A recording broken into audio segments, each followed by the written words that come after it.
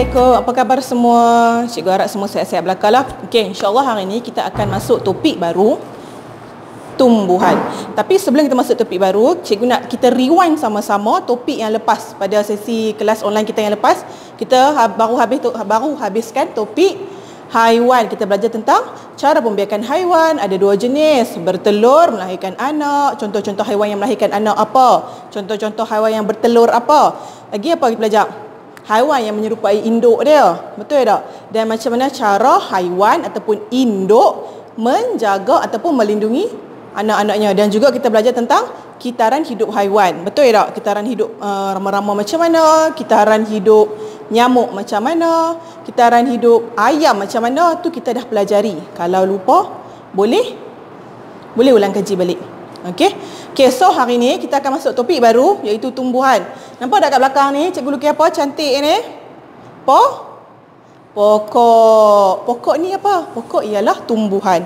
Apakah itu tumbuhan? Tumbuhan ini adalah salah satu daripada benda hidup. Benda hidup ada 3. Kamu belajar pada jaz 1 dulu. Apa dia? Manusia, haiwan dan juga tumbuhan. Kita dah belajar dah pasal manusia. Kita dah belajar pasal haiwan. Sekarang kita akan belajar pasal tumbuhan.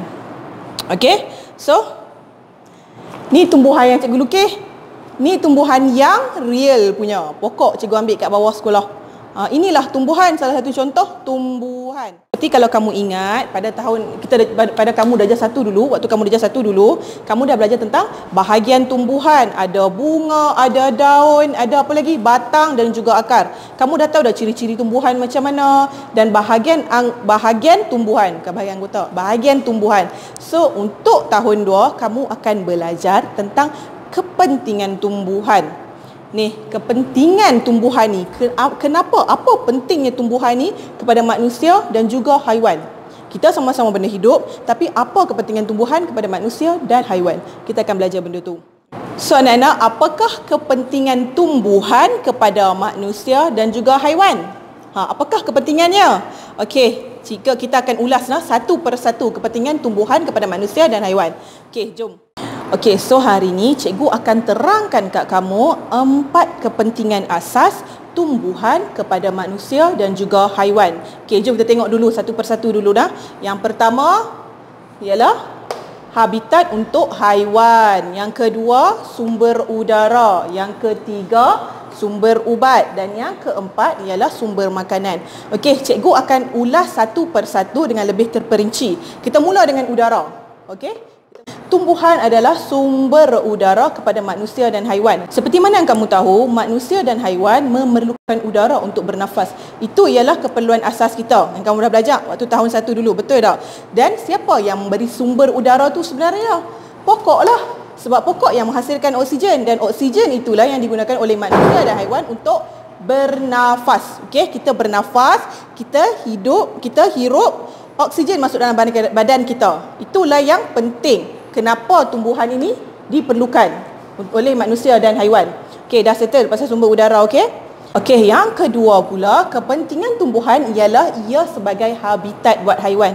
Seperti mana yang kamu tahu, kebanyakan haiwan duduk di dalam hutan. Dan pokok-pokok ni ialah rumah mereka, kampung mereka. Macam haiwan-haiwan hutan lah. Contoh-contoh haiwan yang terkecuali macam kucing, anjing. Itu lain lah sebab dia duduk bersama dengan manusia. Tapi haiwan-haiwan lain seperti beruang, harimau, apa lagi? Monyet dan sebagainya lah. Haiwan tu dia duduk dekat dalam hutan. So pokok-pokok tumbuhan ni ialah habitat buat mereka, tempat tinggal mereka. Okey, so kepentingan habitat ni untuk haiwan lah, habitat ni. Alright, kita move kepada kepentingan yang ketiga iaitu ubat. Tumbuhan ialah sumber ubat-ubatan kepada manusia dan juga haiwan.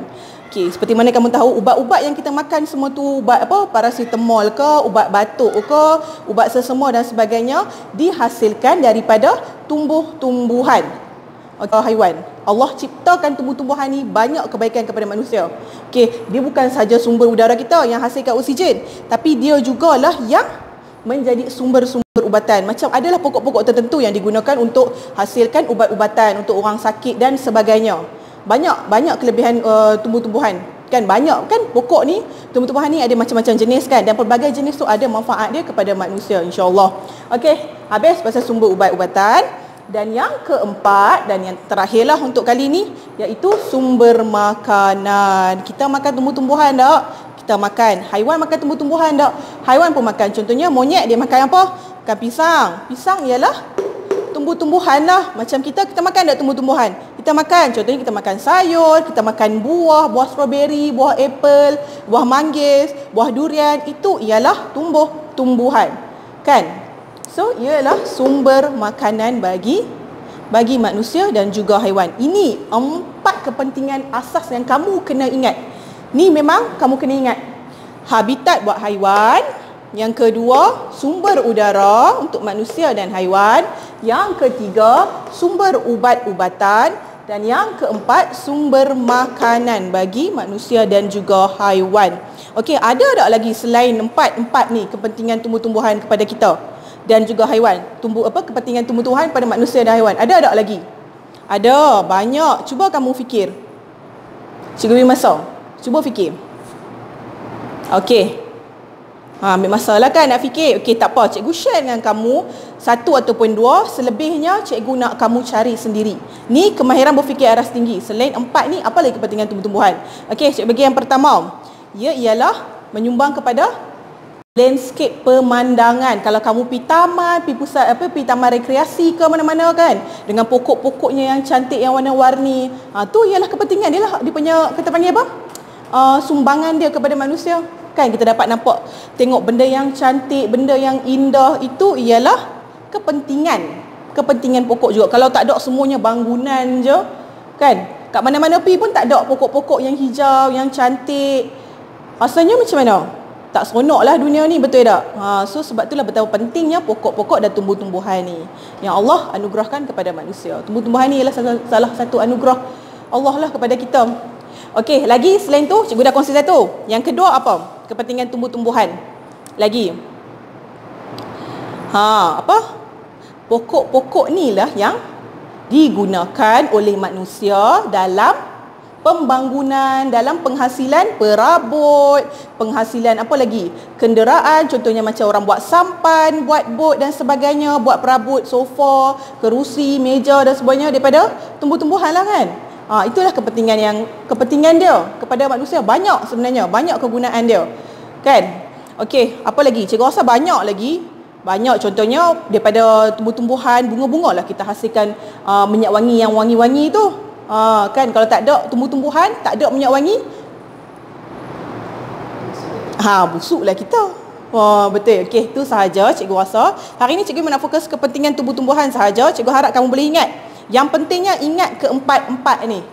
Habitat untuk haiwan, sumber udara, oksigen sebab dia hasilkan oksigen, sumber ubat-ubatan dan juga sumber makanan. Alright? Okay, so dah habis dah untuk kelas kita kali ni. Sekarang cikgu nak bagi latihan dekat kamu. Yang pertama, cikgu nak suruh kamu buat peta minda. Peta minda berkaitan kepentingan tumbuh-tumbuhan. Kamu buatlah, tulis peta, kamu tulislah kepentingan tumbuh-tumbuhan. Lepas tu nak buat awan ke, nak buat love ke, nak buat pokok ke, terpulanglah. Lepas tu kamu tarik apa dia. Kamu tulis penuh. Cikgu tak mahu kamu tulis macam ni, habitat, udara, macam ni terlalu ringkas. Cikgu nak kamu tulis penuh. Kamu boleh rujuk dalam buku teks, muka surat, sekejap, cikgu cek. Kamu boleh rujuk buku teks, muka surat 50. Kat situ ada. Okey, ada dah tulis 4 dah kepentingan tumbuh-tumbuhan. Dan cikgu nak kamu tambah 2 lagi kepentingan tumbuh-tumbuhan. Boleh? Tambah 2. So totalnya berapa? 6 kepentingan tumbuh-tumbuhan yang kamu kena tulis dalam peta minda kamu. Boleh? Okey. Tu untuk kamu punya buku tulis. Tulis dalam buku tulis, jangan lupa. Okey, yang kedua, latihan dalam buku aktiviti sains. Okey, buku aktiviti sains, buka muka surat 29. Satu muka surat sahaja, muka surat 29. Okey, cikgu ulang, muka surat 29. Okey, tolong buat dan siapkan. Okey, itu sahaja untuk kelas kita hari ini. Kalau kamu ada sebarang pertanyaan ataupun apa-apa yang kamu tak faham, kamu boleh terus WhatsApp cikgu. Okey, itu sahaja untuk kelas hari ini. Bye. Assalamualaikum warahmatullahi wabarakatuh.